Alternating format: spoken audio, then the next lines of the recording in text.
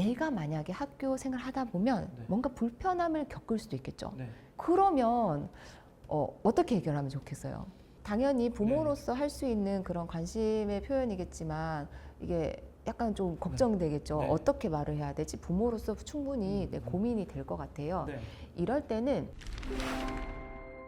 안녕하세요. 주작가의 스몰빅 토크 코너입니다. 오늘의 인터뷰는 오래전부터 정말 모시고 싶었던 분인데 오늘 특별히 모실 수 있게 됐습니다. 17년차 현직 초등교사이자 초등교육 채널 어디든 학교를 운영하고 계시는 하유정 선생님입니다. 저희 시청자분들께 인사 부탁드릴게요. 스몰빅 클래스 시청자 여러분 반갑습니다. 어디든 학교의 하유정입니다. 이런 귀한 자리 또 초대해 주셔서 정말 감사드립니다. 그래서 오늘 그 외부 채널에 처음으로 또 다른 채널에 나오셨다고 얘기를 들었어요. 그래서 오늘 꼭 정말 부모님들께 또 도움되는 얘기 잘 제가 선생님께 들을 수 있도록 노력해 보겠습니다. 그럼 이제 곧 이제 개학을 앞두고 있는데요. 그만큼 생각할 것도 많고 걱정도 많아지는 그런 시기일 것 같아요. 그래서 학부모 상담 때 어떤 걸 좀 여쭤봐야 되나 되게 고민이 부모님들 입장에서 되게 많이 되실 것 같아요. 그래서 유의미한 시간이 되는 게 중요하니까 어떤 얘기를 좀 전하면 도움이 될까요? 이 짧은 상담 시간이 조금 더 유의미해지기 위해서는 이야기 나눌 거리를 미리 생각하시고 가시는 게 좀 좋겠죠.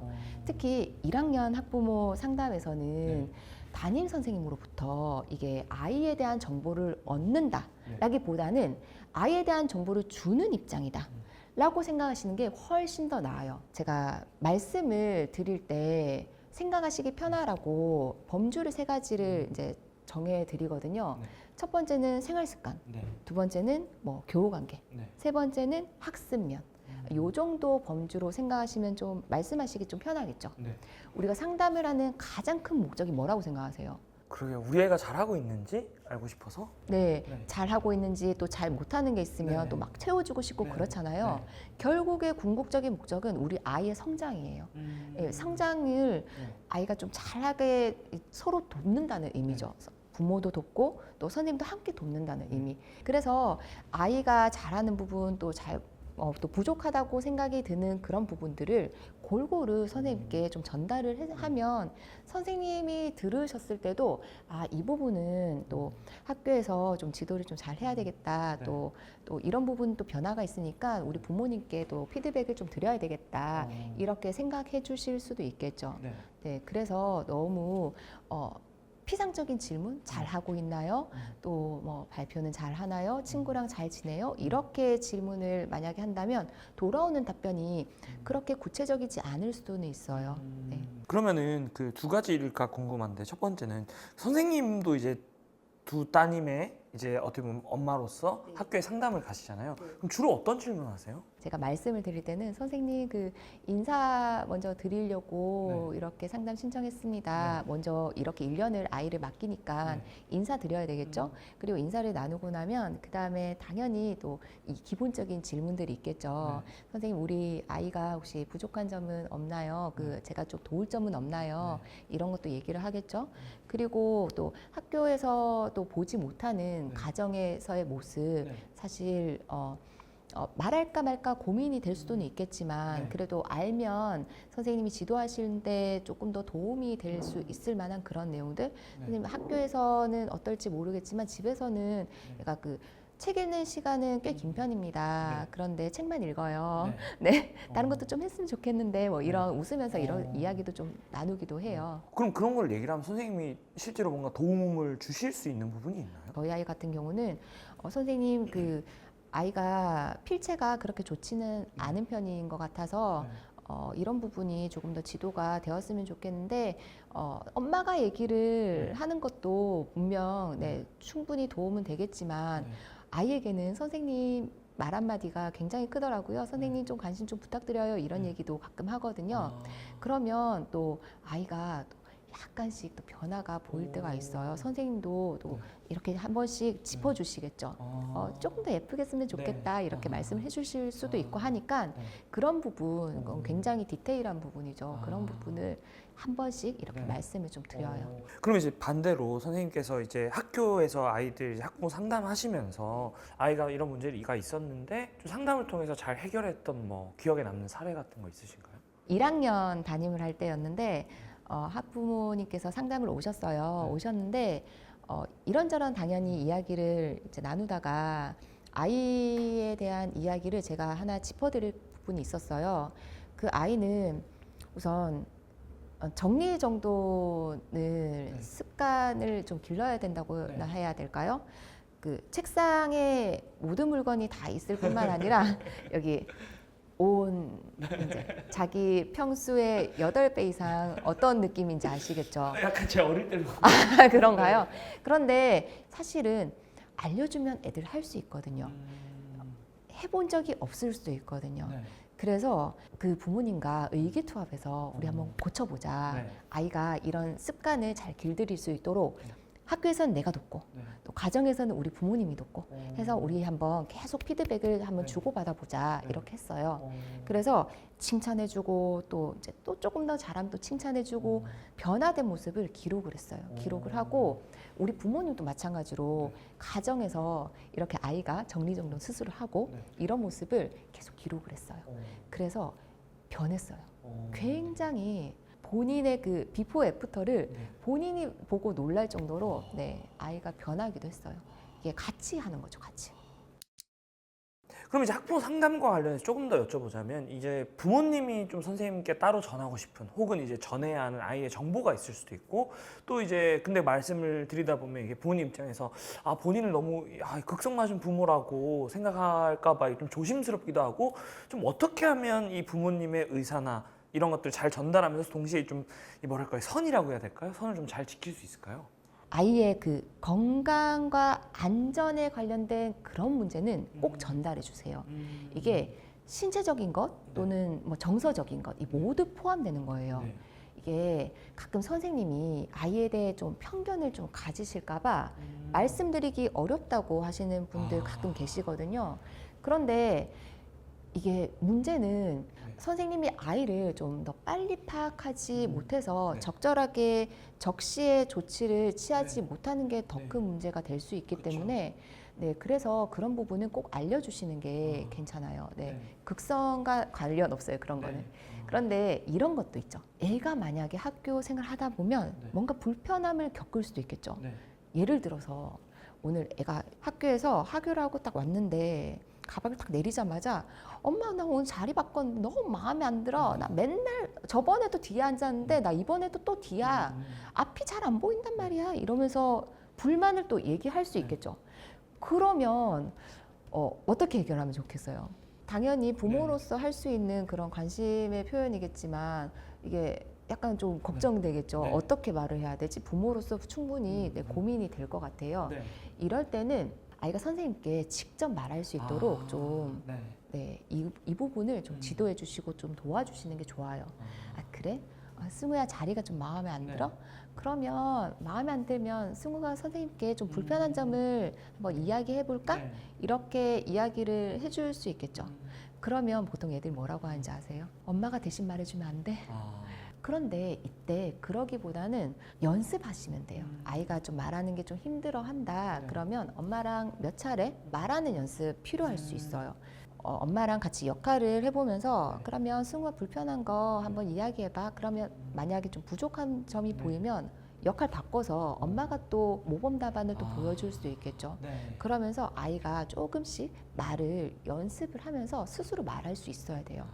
그런데 만약에 말하는 것도 너무 힘들대요. 네. 힘들면 그때는 쓰는 방법도 있어요. 쓰는 방법. 만약에 그 학급에서 뭐 일기 쓰기, 뭐 글쓰기 이런 과제가 있다면 거기에 네. 구구절절하게 본인의 사연을 적어서 선생님이 보실 수도 있겠죠. 네. 마음을 그렇게 전달하는 방법 그런 것도 네, 하나의 방법이 될 수 있겠죠.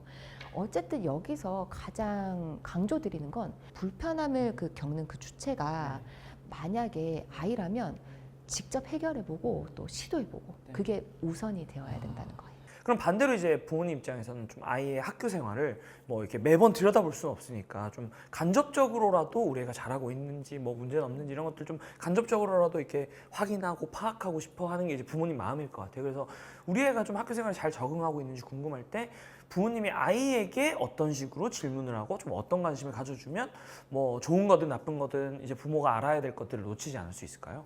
제가 2학년 담임할 때였어요. 그때가 아마 그 학부모 총회를 했던 날이었는데 한 남학생 학부모님께서 잠시 이제 남아서 얘기 좀 더 해도 되나요? 라고 여쭤보시더라고요. 갑자기 제가 이제 여기 앉으세요 하면서 이야기를 시작하니까 그 어머니 표정이 굉장히 어두워지시더니 이는 눈물이 막 뚝뚝 떨어지시는 거예요. 어머님의 첫 마디가 이거였어요. 선생님, 제 아이가 문제가 좀 많나요? 그러시는 거예요. 아니 무슨 문제요? 문제 없었거든요. 그랬더니 선생님, 제 아이가 쉬는 시간마다 혼자서 그렇게 누워서만 있대요. 아무랑도 놀지 않고 놀 친구가 없어서 애가 그렇게 힘들어할 걸 생각하니까 너무 마음이 아파가지고 너무 요즘 힘이 든다고 하시는 거예요. 제가 근데 그 말씀을 듣고 굉장히 다행스럽다라고 이제 딱 느꼈어요. 왜냐하면 이게 그 2학년 그 친구는 굉장히 축구를 좋아하는 친구였어요.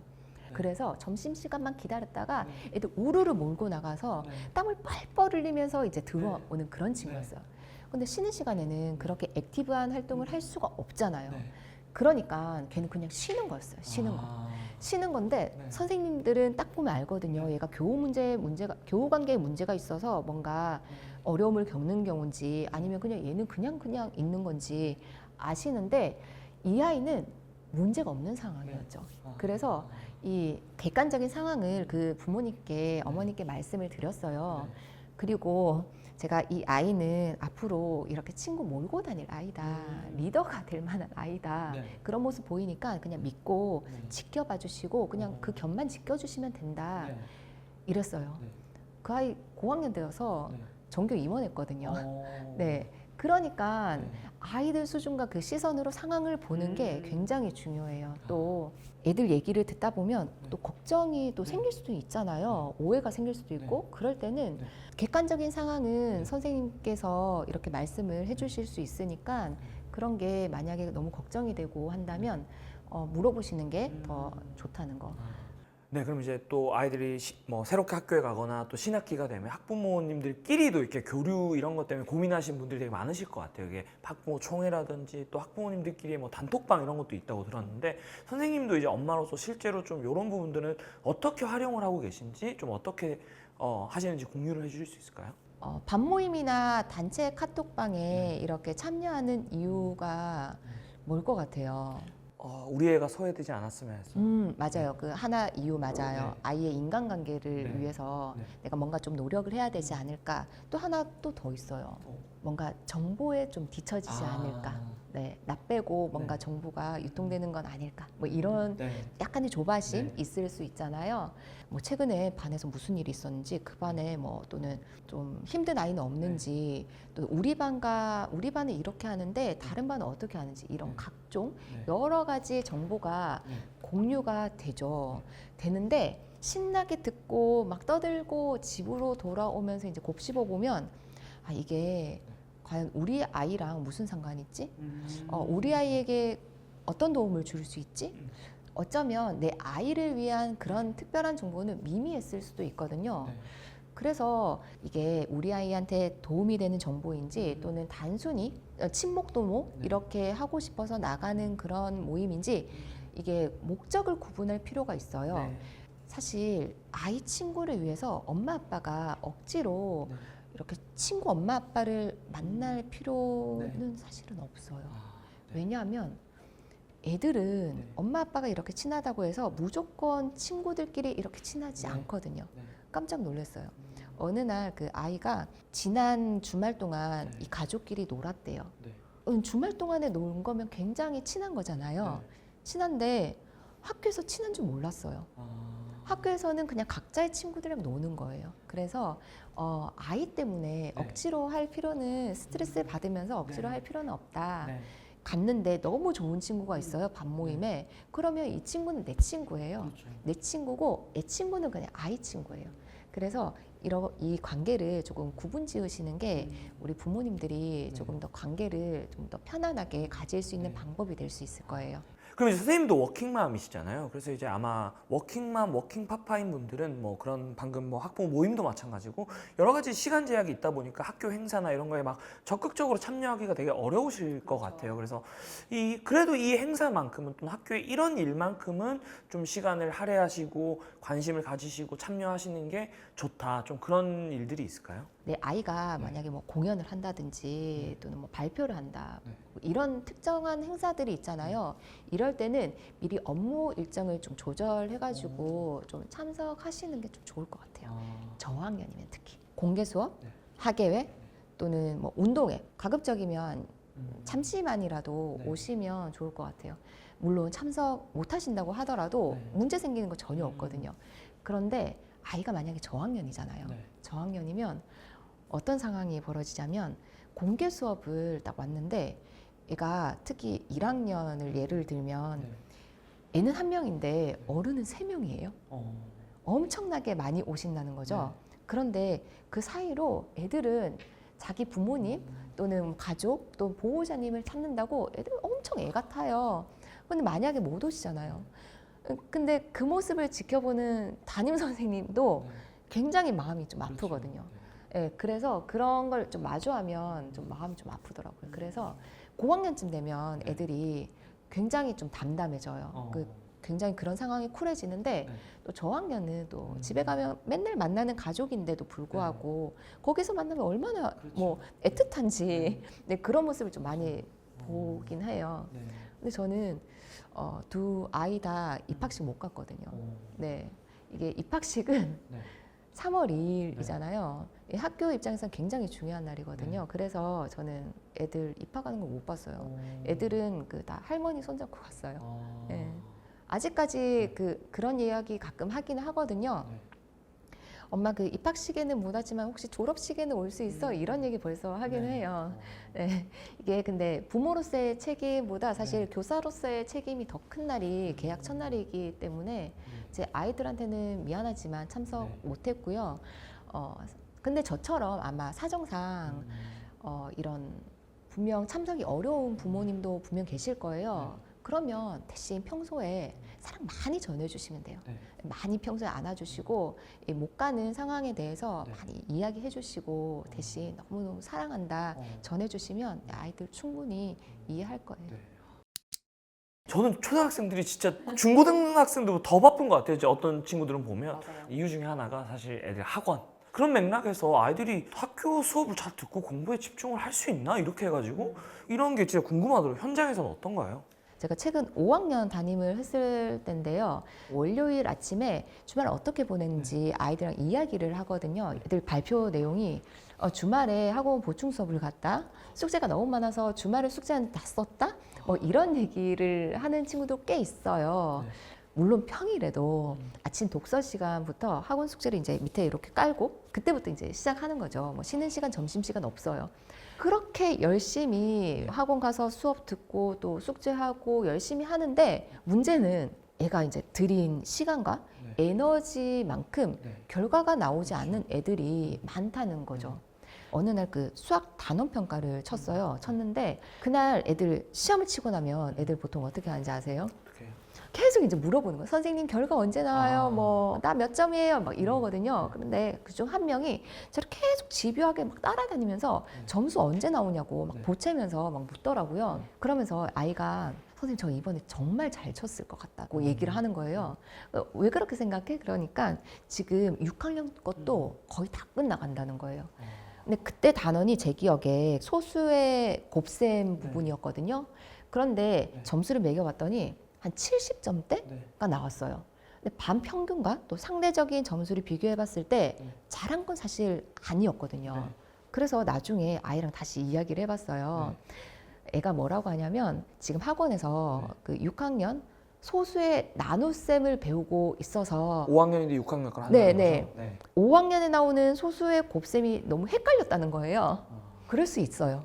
덧셈과 뺄셈 막 하다가 어느 날 곱셈을 막 하던 아이가 다시 덧셈으로 돌아오면 그거 헷갈려하는 거 혹시 아세요? 몰랐어요. 기본적인 연산도 헷갈려하는 아이들 있어요. 그래서 6학년 걸 하고 있으니까 당연히 5학년 거는 별것 아니라고 생각을 했대요.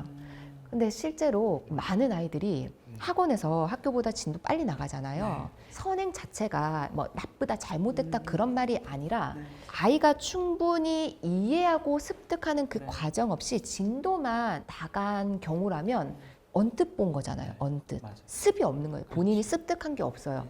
그랬을 때는 이미 자기가 알고 있다고 이제 착각하겠죠. 착각하게 되면 수업 집중도 떨어지겠죠. 나 이미 알고 있으니까. 아는 거라고 착각하는 순간 메타인지가 흔들리는 거예요. 사실 학원에 가서 공부를 했든 본인이 자기주도적으로 공부를 했든 가장 중요한 게 본인이 아는 것과 또 모르는 것, 또 모르는 것에 더 집중할 수 있는 능력. 이 확인하는 그 과정이 굉장히 중요한데 애들이 그 부분을 놓칠 수가 있다는 거죠. 선행 자체가 목표가 된 선행은 자꾸 아이들을 이게 착각의 늪에 빠지게 만들어서 결국은 모래로 성을 쌓는 그런 학습을 하게 만드는 것 같아요. 그러면 이제 결국 많은 부모님들이 학습에서 목표하시는 많은 자기주도 학습이잖아요. 그래서 이 자기주도 핵심이 결국 몰입이고 집중 뭐 이런 것들인데 사실 많은 전문가분들이 이 오래 앉아있는 습관을 길러줘야 된다라고 말씀하시는 분들도 계시거든요. 근데 선생님 그 유튜브 채널에 보니까 오래 앉아있는 것보다 훨씬 더 중요한 좀 본질이 있다고 말씀을 주셔서 그게 어떤 건지 좀 말씀해 주실 수 있을까요? 지금 시기의 아이들은요. 마음으로 공부해요. 즉 공부 정서가 굉장히 중요한 시기인 거예요. 애들은 그 마음의 순간순간 그 상태에 따라서 어떤 날은 이 문제가 너무 쉽게 풀리기도 하고 또 어떤 날은 문제가 굉장히 어렵게 느껴지기도 하잖아요. 하루 종일 밑줄만 긋고 있어. 애들이 제 실력을 제대로 발휘하기 위해서는 감정 조절도 굉장히 중요한 거예요.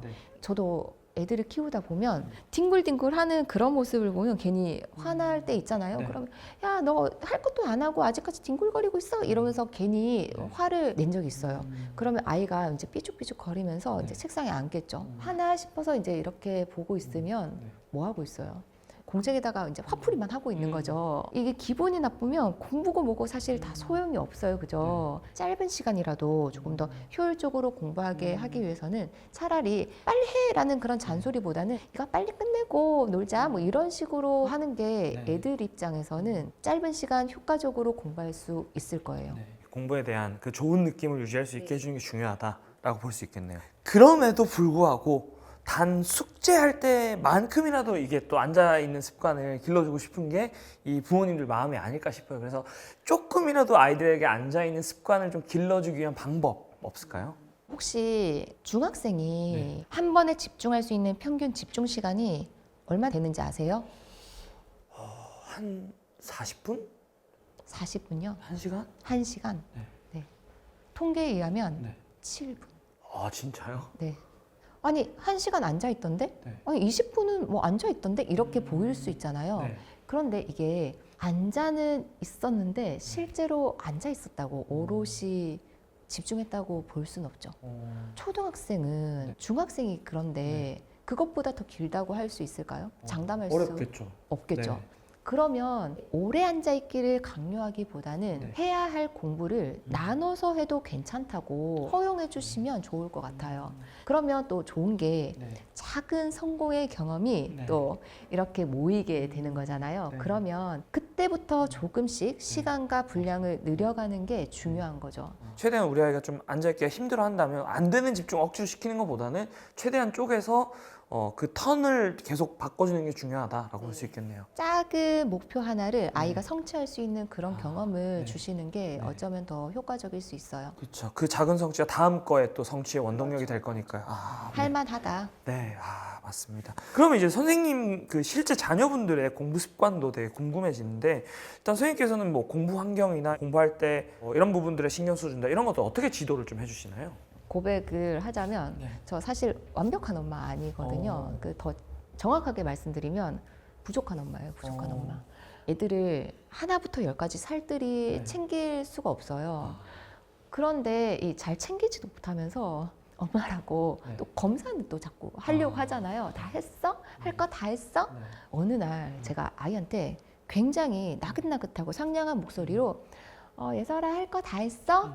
얼마나 남았어? 뭐 이런 식으로 물었는데 얘가 갑자기 막 저를 확 째려보면서 엄마 나 지금 하려고 했는데 엄마가 그렇게 말하니까 딱 하기가 싫어지네? 이러는 거예요. 확 올라오겠죠. 네, 굉장히 이제 올라오는데 그때 화를 다 내뱉고 나면 네. 저는 굉장히 또 후회하겠죠. 이 자는 애 얼굴 보면서 공부가 뭐라고 애를 이렇게 막 잡았나 뭐 이런 반성 모드 또 들어가게 되잖아요. 그래서 화는 이제 꼴꺽 집어 삼켰어요. 삼키고 엄마가 이게 할 거를 다 했냐고 물어보는 건 검사를 하려고 하는 게 아니야. 서로 해야 할 일을 잘 챙겨주는 거야. 마찬가지로 너희도 엄마가 해야 할 일을 혹시나 깜빡하고 있으면 엄마 것도 좀 잘 챙겨줘. 서로 이렇게 챙겨주자라고 이제 얘기를 했죠.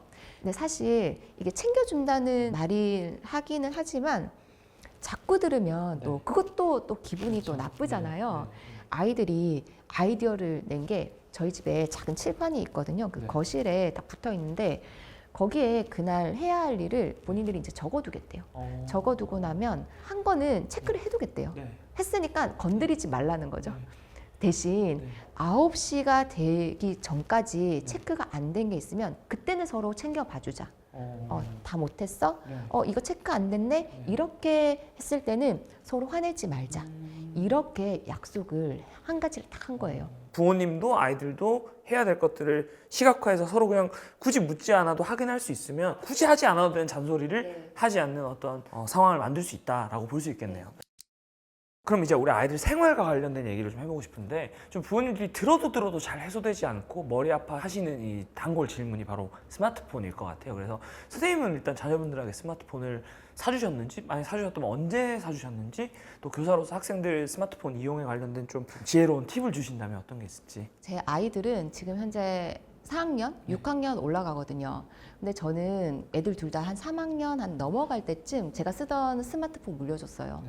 이 요물을 사실 지어줄 때는 이게 저도 얼마나 많이 갈등하고 고민을 했겠어요. 그죠? 근데 이게 스스로 조절할 수 있다는 것을 제가 아이들한테 믿어줬어요.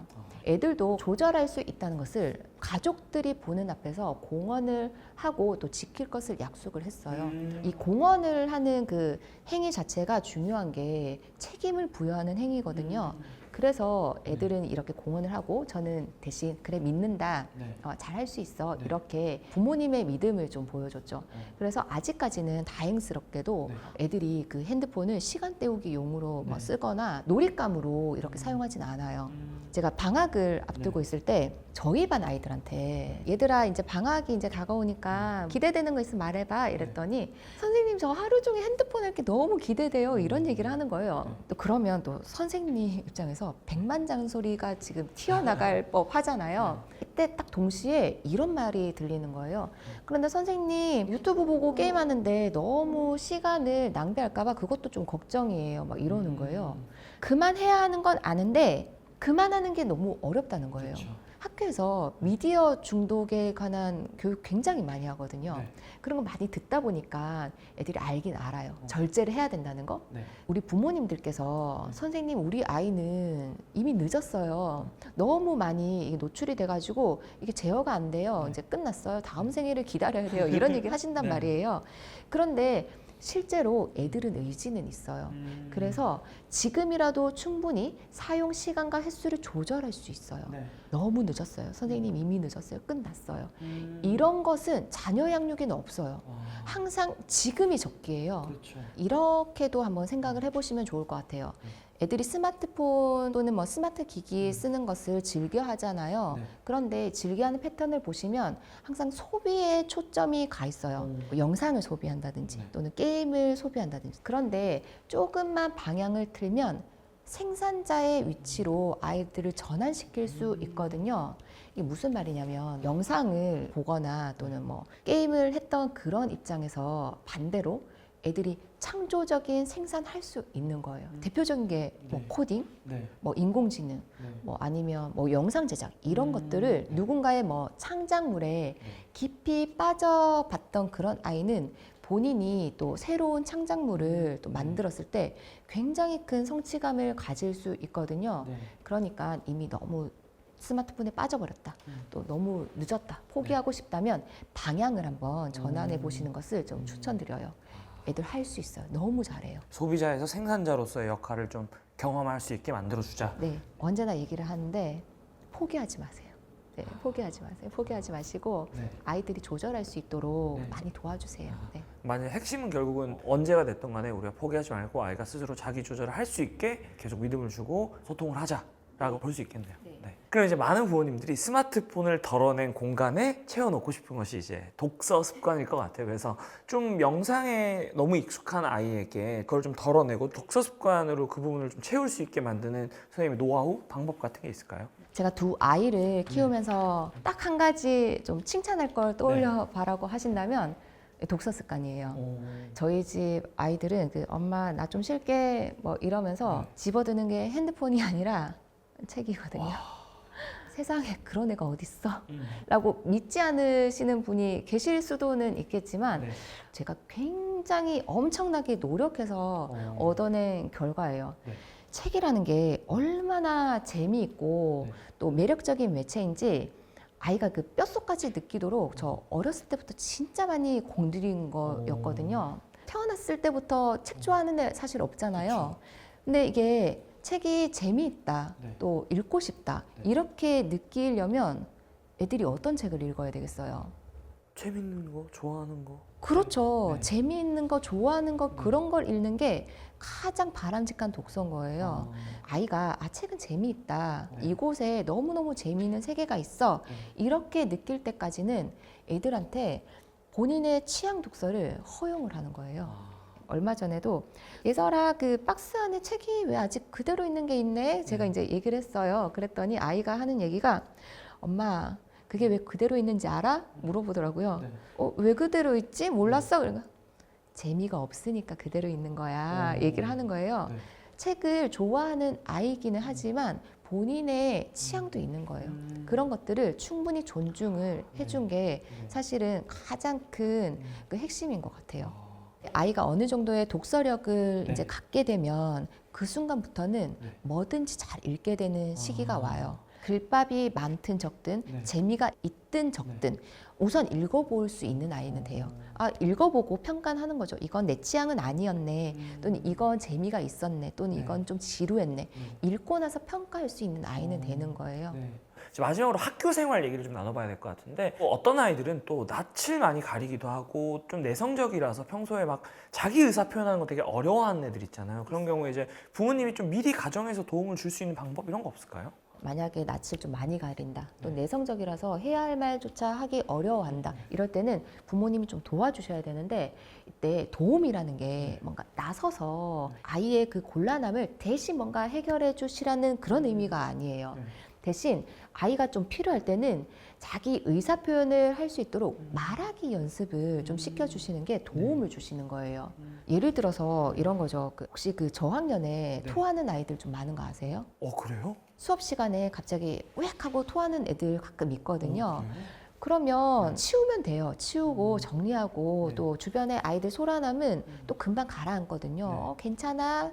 너 많이 불편했어? 이렇게 아이들이 도와주고 할 수도 있는데 문제는 아이 상상해 보세요. 토하는 그 과정까지 아이가 얼마나 참았겠어요. 속이 얼마나 안 좋았겠어요. 그러면 뭔가 도움이 필요할 때 학교에서 어떻게 이야기를 하면 좋을지 이런 것은 상황에 따라서 우리 부모님이랑 계속 연습을 조금 해보시는 게 좋겠죠. 이렇게 편안하게 얘기하면 돼. 엄마도 한번 해볼게. 너도 한번 해봐.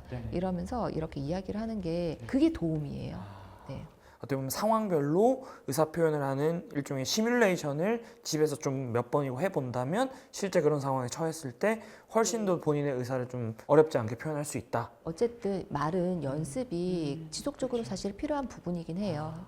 그래서 오늘 이제 학교 생활 또 신학기에 여러 가지 뭐 학교에 적응하는 것들 또 학습 이런 여러 얘기를 나눠봤는데 그럼 결론적으로 선생님은 초등 시기 아이들에게 있어서 가장 중요한 게 뭐라고 생각하시는지 부모님들이 좀 특히 이 시기에 초등 시기에 뭐 신학기에 이런 건 놓치지 않았으면 좋겠다 좀 뭐 마지막으로 말씀해 주신다면. 아이를 키우다 보면 좀 처음에는 건강하게만 좀 자라다오 이런 마음이었다가 또 어느 정도 건강이 좀 확신이 들었어요. 그러면 누구보다 좀 훌륭하게 좀 키우고 싶다 이런 마음이 또 들 수가 있잖아요. 그래서 남들이 좋다는 거 뭐 유명하다는 학원 막 알아보고 뭐 3학년쯤 되면 뭐 요 정도 수준, 또 5학년쯤 되면 또 요 정도 수준, 뭐 이런 각종 육아 명제처럼 이렇게 떠도는 말을 기준 삼아서 애를 막 재단하기 좀 바빠요. 사실 학교라고 하는 그런 울타리 안에는 공부를 잘하는 게 이 성공의 척도처럼 네. 이렇게 보일 수 있는데요. 실제로 우리가 큰 사회에 나와 보면 네. 성공이 네. 성적이랑 좀 네. 관련이 있었나요? 성적순은 아니죠. 그죠? 이게 더 결정적인 영향들이 좀 맞아요. 있지 않았나요? 그죠? 초등식에 사실 더 중요한 게 내면의 그 뿌리가 굉장히 단단하게 자리 잡고 있는지 면밀하게 좀 살펴봐 주시는 게 굉장히 중요한 일인 것 같아요. 구체적으로 이제 말씀을 드리면 긍정성, 네. 또 아이가 이제 끝까지 하는 일, 뭐 근성, 네. 또 스스로 하는 힘, 자율성, 그리고 실패했을 때 일어설 수 있는 그런 네. 회복 탄력성, 이런 비인지 능력이에요. 네. 그래서 이건 너무나도 다행스럽고 감사한 게 이런 능력은 후천적으로 길러지거든요. 그렇죠. 이게 누군가에게 물려받은 거 아니에요. 네. 애들이 배워서 학습된 거거든요. 이 네 가지를 잘 다져지게 되면 그 아이는 자기 힘으로 공부를 비롯한 그 모든 상황을 네. 스스로 조절할 수 있는 그런 아이가 되는 거예요. 네. 그런 어른으로 성장하겠죠. 네. 지금은 겉으로 보이는 그런 뭔가 성적, 그런 것까지에 네. 너무 집중하기보다는 네. 눈에 지금 보이진 않지만 굉장히 중요한 내면의 힘을 길러주시는 게 네. 중요한 시기라고 굉장히 강조를 드리고 싶습니다. 네, 정말 전적으로 동의하고 우리 아이들의 내면의 힘을 기를 수 있도록 도와주시는 게 가장 중요하다고 생각합니다. 그럼 이제 마지막으로 우리 신학기 새로운 학년 앞두고 여러 가지 걱정하시고 고민하시는 우리 부모님들께 위로가 될 만한 혹은 뭔가 조언이 될 만한 말씀 마지막으로 해주신다면. 누구나 불안하고 걱정되는 마음 제가 충분히 공감을 하거든요. 그리고 아이도 불안하고 뭐 걱정되고 잘할 수 있을까 이런 염려하겠죠. 그런 상황에서 우리가 할 수 있는 것은 아 그렇구나 걱정되지 인정하고 공감해 주는 거죠. 그런데 여기서 더 나아가지는 않으셨으면 좋겠어요. 감정의 전이죠. 네. 얘가 너무 걱정하네? 어떡하지? 나도 더 걱정돼. 네. 나 어떡하지? 우리 아이 괜찮을까? 이런 걱정은 아이로 하여금 그 걱정의 크기가 훨씬 더 배가 되어서 전이가 되거든요. 결국은 우리 아이 잘할 수 있거든요.